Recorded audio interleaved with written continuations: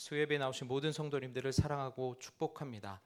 보이기에 힘쓰는 우리의 예배 가운데 주의 성령께서 함께 하시고 말씀을 깨닫게 하시고 또 말씀이 주는 힘과 위로가 우리를 새롭게 하는 시간 되시기를 예수님의 이름으로 축원합니다. 가정의 달이며 계절의 여왕인 5월의 마지막 주간입니다. 가정의 달을 맞아서 교회에서도 또 각자 가정에서도 많은 행사들이 있으셨을 것 같습니다. 모두가 가정 천국 또 가정 행복을 이루시는 시간들이 되셨으리라고 믿습니다. 오늘 말씀은 그 가족의 범위를 조금 더 넓혀보기를 원합니다. 2015년도에 우리 교회에 표가 있었는데요. 지금도 우리 교회에서 가끔씩 이렇게 사용하는 문구입니다. 바로 우리는 선한 목자교회 가족입니다 라고 하는 그러한 표어인데요. 우리 양옆을 보면서 이렇게 한번 인사해 볼까요? 우리는 선한 목자교회 가족입니다. 아멘. 사랑하는 여러분, 우리는 주님 안에서 한 가족인 줄로 믿습니다. 비록 우리는 피 한 방울 안 섞였지만 최소 일주일에 한 번씩은 만나게 되죠.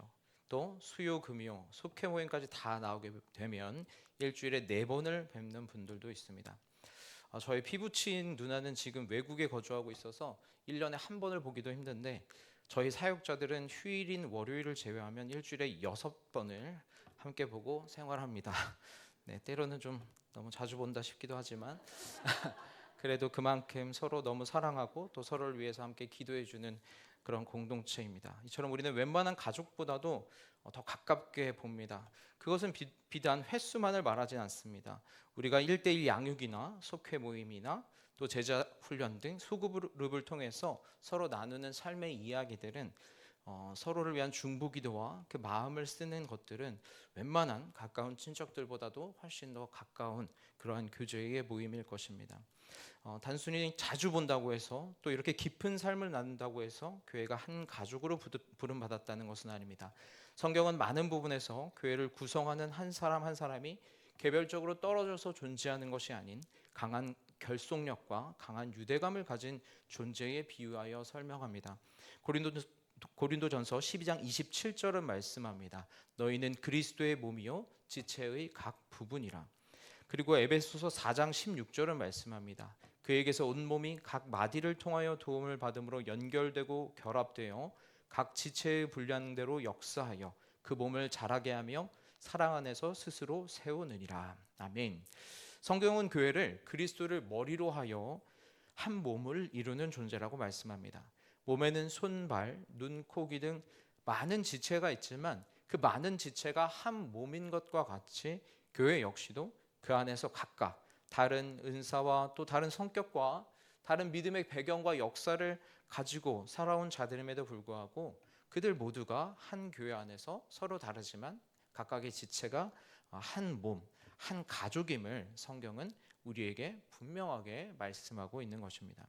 그래서 가정의 달이 이제 마무리되어 가고 있는 이 시점에서 우리에게 좀 더 확대된 가족, 우리 교회, 우리 옆에 있는 우리 교우들과 함께 우리가 어떤 존재로 부름받은 것인지를 오늘 본문에서는 교회를 건물에 비유하여 설명하는데요.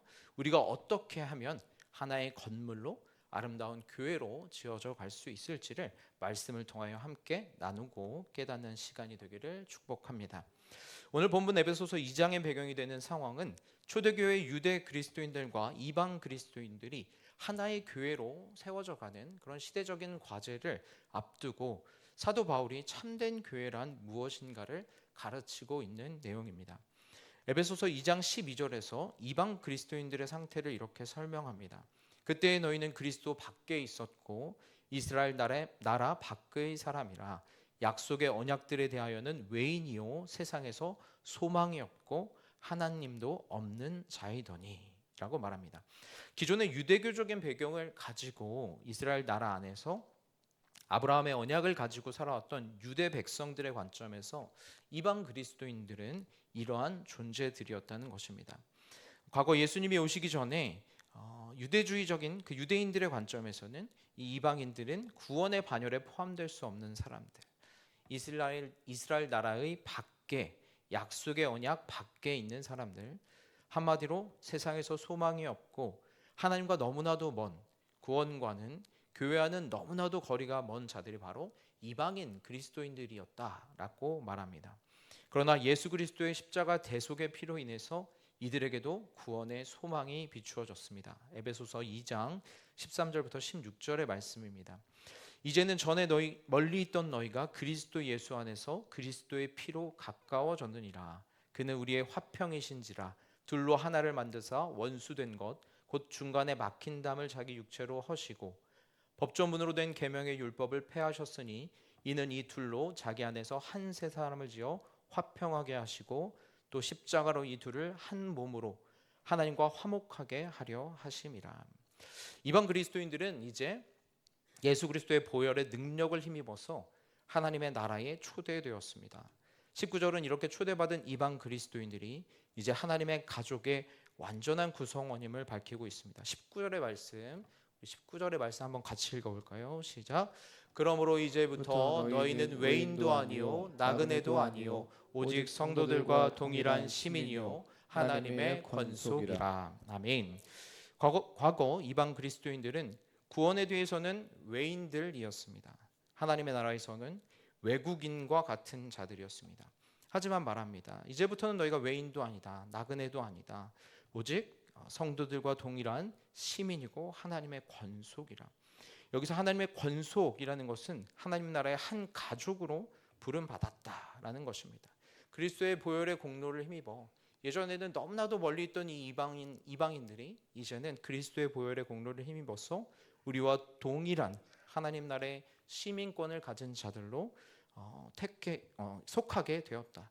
이제 하나님 나라의 권속으로 하나님 나라의 한 가족으로 너희들이 부름받게 되었다라고 지금 사도 바울은 말씀하고 있는 것입니다. 지금 사도 바울이 이토록 구구절절하게 이방 교회와 또 유대 교회가 한 교회로 부름받았음을 설명하고 있는 것은 이토록 다른 문화와 환경 가운데 살았던 이방 그리스도인들과 유대 그리스도인들이 한 교회를 이루어가야 하는 이 상황이 사도 바울에게 있어서는 당시 이 초대교회에 너무나도 중요한 문제였고 너무나도 시대적인 그러한 사명이었기 때문에 지금 이렇게도 장황하고 길게 이 문제를 사도 바울은 말씀하고 있는 것입니다. 어쩌면 이와 같은 교회론의 중요성은 이 시대에도 우리가 살아가고 있는 지금 이 시대에도 너무나 필요한지 모르겠습니다. 현대사회는 갈수록 개인주의화 되어 가고 있습니다. 핵가족을 넘어서 이제는 핵개인의 시대라고 이 시대를 정의하는 책도 나왔습니다. 이와 같은 개인주의는 교회 생활에도 영향을 미칩니다. 되도록 큰 교회에서 자기 혼자만의 아무도 모르게 자기 혼자만의 신앙생활을 하고 싶어 합니다. 다른 사람과의 깊은 관심과 교제는 원하지 않습니다. 그렇기 때문에 교회의 모임이 점점 줄어듭니다. 교회를 나온다고 해도 너무나도 다양한 배경과 서로 다른 생각과 가치관을 가지고 모인 교인들이 하나됨을 이루어가는 것이 결코 쉽지 않은 숙제입니다. 그래서 곳곳의 교회에서 부정적인 이야기들, 소식을 듣기도 합니다. 이처럼 초대교회의 유대와 이방인 그리스도인들이 하나가 되는 것에 어려움을 겪었던 것과 같이 현대교회에서도 비단 다른 교회뿐만 아니라 우리 교회에서도 또 내가 우리 교회에서 하나됨을 이루어가는 것에 있어서도 어려움을 겪고 있을 수 있습니다. 그렇다면 오늘 본문 말씀에서 바울이 교회의 하나됨을 위해서 말씀하시는 교훈은 무엇일까요? 먼저 첫 번째, 교회는 완성된 건물이 아닌 완성을 향해 나아가는 공동체라는 것입니다. 오늘 본문 21절과 22절은 말씀합니다. 서로 연결하여 주 안에서 성전이 되어가고 22절 그리스도 예수 안에서 함께 지어져 가느니라. 이 21절과 22절 제가 읽은 부분의 특징은 성전이 되어가고 있고 또 함께 지어져 가고 있다라는 표현입니다. 이 건물의 특징이 무엇입니까? 아직 완성되지 않은 건물이라는 것입니다. 아직 되어져 가고 있고 아직 지어져 가고 있는 건물이라는 것입니다. 이 말씀은 교회는 완성되어 있는 어떤 상태가 아닌 지금도 계속해서 성전으로 자라가고 있는, 성전으로 되어져 가고 있는, 함께 만들어져 가고 있는, 지어져 가고 있는 과정 가운데 있는 공동체라는 그러한 의미를 말씀해 주고 있습니다. 우리들이 교회 생활을 하면서 어려움을 겪는 순간은 언제입니까? 교회 안에서 서로의 모습 가운데 실망을 하게 될 때입니다. 저 사람은 왜 저럴까? 저 사람은 왜 저렇게 행동하지? 왜 교회에서 이런 일들을 이렇게 실수를 했지? 뭐 이런 생각을 하게 될 때입니다. 그러면서 교회 안에서 저희는 이런 이야기를 자주 듣습니다. 교회가 왜 이래요? 교회는 이러면 안 되는 거 아닙니까? 저분 때문에 교회를 못 다닐 것 같아요. 이러한 이야기를 들을 때마다 너무 가슴이 아프지만 또 한편으로는 오늘 말씀의 관점에서 본다면 이러한 일들은 부득불 발생할 수밖에 없는 일입니다. 교회를 구성하는 우리 모두는 아직 완성된 존재가 아닌 완성을 향하여서 나아가는 존재이며, 그러한 구성원들을 가진 교회 또한 완성된 공동체가 아니라 완성을 향해서 지어져 가고 있는, 되어져 가고 있는 공동체이기 때문입니다. 우리 그리스도인들은 때때로 그리스도인들 자기 자신에 대해서 또 교회에 대해서도 너무 높은 수준의 완성도를 요구할 때가 있습니다. 왜냐하면 성경의 많은 말씀들은 그리스도인이 따라가야 할 지향점의 말씀이 마치 지금 당장 해야 될 말씀인 것처럼 보여지기도 하기 때문입니다. 예를 들어 볼까요? 성경은 원수를 사랑하라고 말합니다. 그리고 예수님께서는 오른쪽 뺨을 맞으면 맞서 싸우는 것이 아니라 왼쪽 뺨을 내밀라고 말씀하십니다. 나더러 오리를 가자고 하는 사람이 있다면 그와 함께 십리를 함께 걸어가 주라는 것이 예수님께서 산상수훈에서 말씀하신 매우 중요한 말씀입니다. 하지만 이 모든 말씀들이 모든 그리스도인들이 예수님을 믿자마자 바로 이러한 인격의 완성에 이를 수 있다는 것을 말씀하시는 것일까요? 우리의 모습을 보아 알지만 그렇지는 않을 것입니다. 매일매일 그리스도를 따라가고 닮아가는 삶 가운데 이러한 인격적 성장을 이루기를 원하지만 또 넘어지고 실패하고, 그럼에도 계속해서 그 방향을 향하여서 성장해 가는 것이 바로 그리스도인의 삶이고, 또 이 말씀의 지향점을 우리에게 허락해 주신 이유일 것입니다. 각 교회의 모습 또한 그 교회에 속한 각각의 개체인 성도들이 점차 그리스도 안에서 그러한 지향점을 바라보며 성장해 가면서 더욱더 서로를 온전히 사랑하고 온전히 섬기며 하나 되는 공동체로 세워져 가는 것, 그것이 바로 교회가 점점 그리스도를 닮아가는 그리스도의 교회로 세워져 가는 그러한 방향성일 것입니다. 그러므로 사랑하는 여러분, 교회 생활을 하면서 혹시 때때로 인간관계에 지치시고 또 실망되는 일이 혹시 있으시더라도 이 사실을 한 번만 더 생각해 주시기를 바랍니다. 우리는 함께 지어져 가는 중에 있다. 우리는 함께 완성을 향하여 나아가고 있는 공동체이다. 그러니까 지금 보이는 이 몇 가지 미숙함을 내가 감당해 보아야지. 우리 교회가, 우리 가족이 지금 한 단계 더 성장하고 있는 중이구나. 이 시간들을 통해서 하나님께서 우리를 더 온전하게 빚어 가실 거야. 이렇게 함께 기도하며 함께 노력하며 서로를 이해해가며 함께 우리 교회를 더욱더 성장할 수 있도록 세워가는 우리 모든 성도님들 되시기를 간절히 축복합니다. 교회를 이미 완성된 공동체로 인식할 때 우리는 계속해서 실망할 수밖에 없습니다. 하지만 교회가 아직 완성되어 있는 상태가 아닌 완성을 향하여 나아가고 있고 그 방향을 향해서 함께 지어져 가고 있는 공동체임을 받아들이게 된다면 우리가 보이는 여러 미숙함이 비판거리로만 존재하지 않을 것이며, 우리가 가진 여러 미숙함이 지나치게 우리를 낙심시키는 일도 없을 줄로 믿습니다. 대신에 그것을 만들어 가시는, 그렇게 우리를 지어 가시는, 그렇게 우리를 세워 가시는 그 주님을 향한 기대로 인해서 비판과 낙심이 아니라 앞으로 우리를 더 온전하게 만들어 가실 그 하나님께 대한 기대감으로, 우리 교회에 대한 기대감으로 나아가는 우리 모든 성도님들 되시기를 예수님의 이름으로 축원합니다. 둘째, 교회는 사도들과 선지자들의 터 위에 예수 그리스도께서 모퉁이돌이 되어 세워졌습니다. 본문 20절 말씀입니다. 우리 함께 20절 말씀 같이 한번 읽어볼까요? 시작. 너희는 사도들과 선지자들의 터 위에 세우심을 입은 자라. 그리스도 예수께서 친히 모퉁이돌이 되셨느니라. 아멘.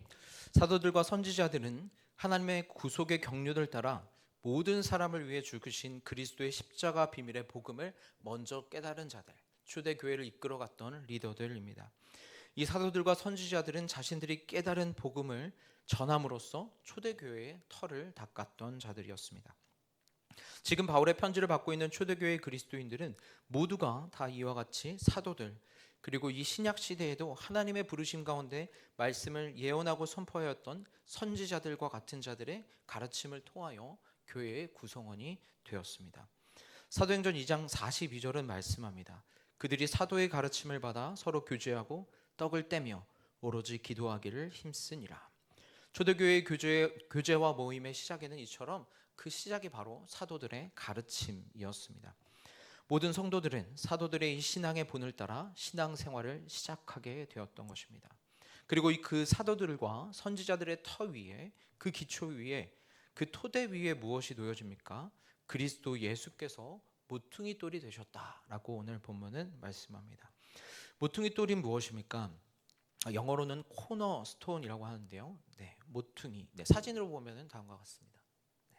사진이 저렇게 모퉁이에 있는, 말 그대로 집 모퉁이에, 그러니까 코너 스톤이라고 하는 코너를 돌 때 놓여져 있는 돌이 바로 모퉁이 돌입니다. 이스라엘에는 석조 건물들이 많이 있었는데요. 어떠한 건물을 지을 때에 시작점이 있어야 되지 않겠습니까? 기준점이 있어야 되겠죠. 그 기준점이 되는 돌이 바로 저 모퉁이 돌이었습니다. 이 모퉁이 돌, 이 모퉁이에 놓여진 이 돌을 기준으로 해서 중심으로 잡아서 건물이 가로로 얼마, 세로로 얼마, 또 위로 몇 층, 아래로 몇 층, 이렇게 건축 계획이 세워지고 그 중심에 있는 것이 바로 이 모퉁이 돌이었던 것입니다. 예수님께서는 자신의 정체성을 스스로 규정하실 때 마가복음 12장 10절 말씀에서 다음과 같이 말씀하셨습니다. 건축자들이 버린 돌이 모퉁이의 머릿돌이 되었나니. 모퉁이의 머릿돌, 아까도 말씀드렸지만 벽과 벽을 연결해서 건물 전체를 지탱해주는, 건물 전체의 중심이 되며 또한 건물 전체를 지탱해주는 주춧돌의 의미도 갖고 있었습니다. 또한 고대 근동 지역에서는 건물을 세우는 자가 자신의 이름을 바로 이 모퉁이 돌에 새겨서 건물이 자신의 소유임을 표시하기도 했다고 말합니다. 그렇다면 교회라고 하는 공동체가 세워질 때 그리스도 예수께서 친히 모퉁이 돌이 되셨다는 것은 무슨 의미입니까? 모퉁이의 머릿돌이 모든 건물의 시작점이자 중심이 되듯이 그리스도 예수께서 우리 모든 교회 모임의 시작이자 중심이 되셔야만 한다는 것입니다. 우리는 오직 그의 안에서 건물마다 서로 연결하여 주 안에서 성전으로 세워져 갑니다. 하나님의 교회로 세워져 가고 있는 우리 개개인은 모두가 가장 먼저 예수 그리스도에게 연결되어 있어야 한다는 것입니다. 예수 그리스도를 떠나서는 그 시작조차 되어질 수 없으며 그리스도 예수와 연결되지 않고서는 결코 바른 건물로 세워질 수 없다는 것입니다.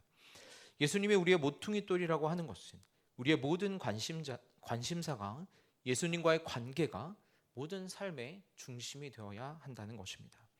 예수님과 바른 관계 안에 머물며 모퉁이의 머릿돌이신 그분께 연결되어 있고 그분의 지탱하심을 받고 또 오직 그분만을 사랑하며 그분만을 바라보며 그분께 초점을 맞추는 삶을 살아갈 때 우리가 그 예수님을 중심으로 하여 함께 연결되어져서 살아갈 때 바르고 참된 교회로 세워지는 그 시작점이 바로 그곳에 있다 말씀하는 것입니다.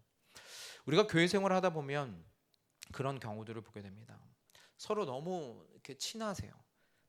그런데 너무 인간적으로만 친합니다. 성격이 너무 잘 맞고 그래서 자주 만나서 교제를 나눕니다. 하지만 그 중심에 예수님이 보이지가 않습니다.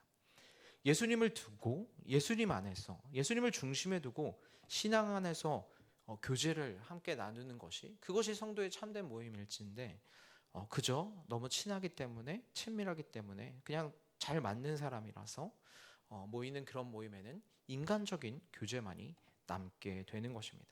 그리고 결국 그러한 교제와 그러한 만남은 안 좋게 끝나는 것들을 자주 보았습니다. 성도의 교제는 그래서는 안 될 줄로 믿습니다. 성도의 교제 안에는 반드시 그리스도가 그 중심점에 계셔야 합니다. 우리가 이렇게 표현하기도 하죠. 그리스도를 중심에 두고 이 안에서 서로 이렇게 삼각형을 이루면서 가까워질 때, 이 꼭지점을 향해서 함께 나아갈 때 그 두 사람의 관계가 진정으로 가까워질 수 있다. 그러한 비유적인 표현도 있습니다. 모든 그리스도인의 그 만남 안에는, 교제 안에는 그리스도를 중심에 두고 그 두 사람이 서로 가까워지는 것이 아니라, 그리스도 없이 가까워지는 것이 아니라 그리스도를 바라보며 그 주님과 점점 가까워짐으로써 성도의 교제가 함께 이루어질 때, 그러한 때 진정한 성도의 교제가 이루어짐을 믿는 여러분 되시기를, 그렇게 살아가는, 그렇게 행하는 여러분들 되시기를 간절히 축복합니다. 그리스도가 없는 교제만이 중심이 돼서는 절대 안 될 것입니다. 오늘 본문은 분명히 말씀합니다.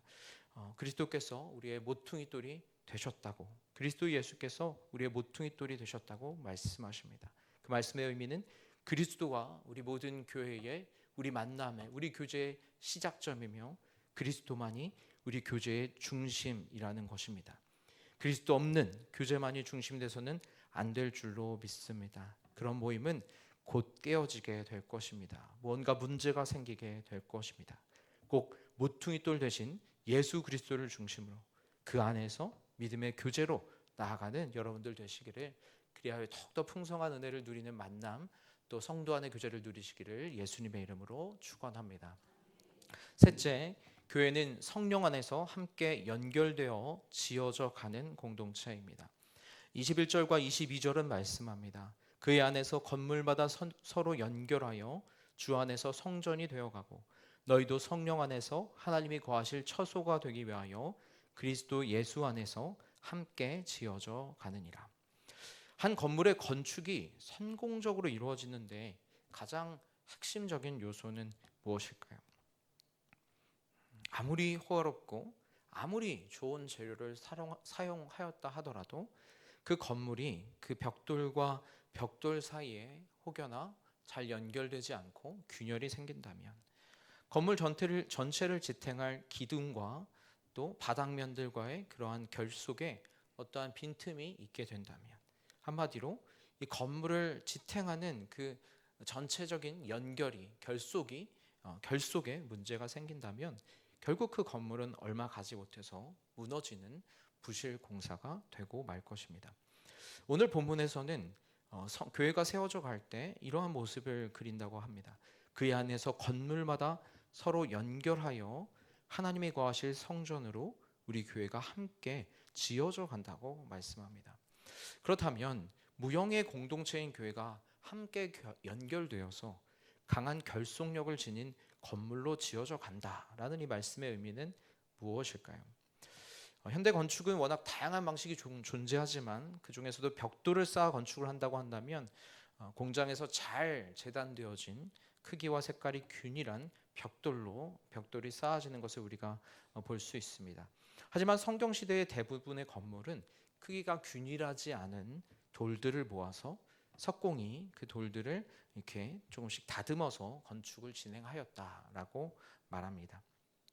어느 정도 크기와 모양과 색깔이 비슷한 돌들을 모아와서 건축을 시작하지만 완전히 균일하지 않은 돌로 벽을 쌓아가기 때문에 그 과정 중에 한쪽에 많이 이렇게 튀어나온 그런 돌들이 있다면 그 부분은 석공의 손에 의하여 다듬어지는 과정이 필요하였을 것입니다.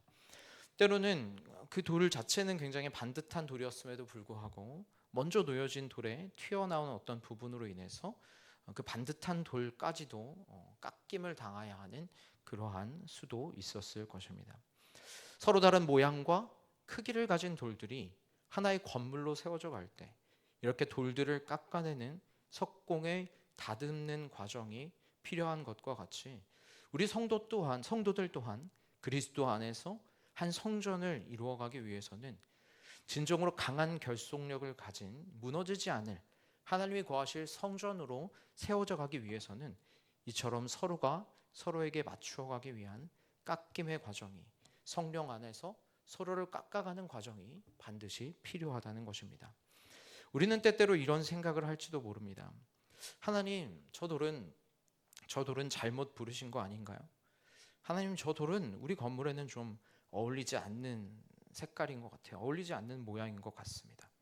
하나님, 저는 이렇게 반듯한데, 저는 이렇게 잘 다듬어져 있는데 왜 제가 저 사람으로 인해서 깎여져야 하나요?